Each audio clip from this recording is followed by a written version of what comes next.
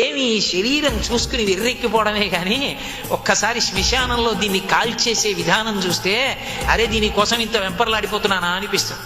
కట్టెల మీద పడుకోబెట్టి చిట్ట చివర ప్రదక్షిణం చేసేసి కుండ విడిచిపెట్టి కొడుకు వచ్చేస్తే మొట్టమొదట గుండెల మీద తల మీద తైలాన్ని పోసి అగ్నిహోత్ర సంస్కారం చేస్తాడు కాటికాపరి.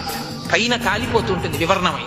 కాలిపోతుంటే కట్టెలో ఉన్న నీరు ఉబికి వెనక్కి ఎలా వెడుతుందో అలా కట్టెల మించి ముందుకు వేలాడుతున్నటువంటి కాళ్ళలోకి రక్తం అంతా నీటిగా మారి బుడగలుగా తన్నుకొస్తుంటుంది.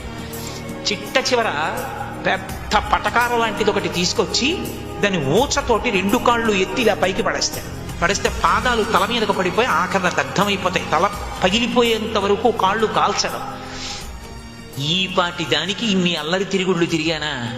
వీటితో ఒక్క ప్రదక్షిణం చేస్తే ఏమవుదునో, ఈ నోటితో ఒక్కసారి విష్ణు సహస్రం చదువుకుంటే ఏమవుదునో, ఈ చేతులతో ఆర్తితో ఉన్నవాడికి ఉపకారం చేస్తే ఏమవుదునో, పైకి లేచి వెళ్ళి నిలబడిన తరువాత ఏడుస్తూ అయ్యో దీన్ని ఉపయోగించుకోలేకపోయానని ఏడుస్తున్నప్పుడు ఓదార్చేవాడు లేకుండా అందరూ తిరిగి వెళ్ళిపోతుంటే అప్పుడు వాణ్ణి ఓదార్చేవాడు ఉండడని పార్వతి నేను శ్మశానంలో ఉండి ఏడవకురా ఇంకో ఉపాధిస్తానని వాడిని ఓదారుస్తున్నాను, నేను అక్కడ ఉండకపోతే వాడు చచ్చినవాడు చచ్చిపోతాడు అందుకున్నాను పార్వతి అని చెప్పాడు. అనుశాసనిక పర్వంలో పార్వతీదేవితో పరమేశ్వరుడు ఆయన ఉండడానికి చోటు లేక కాదు, అంతటి ఉదారు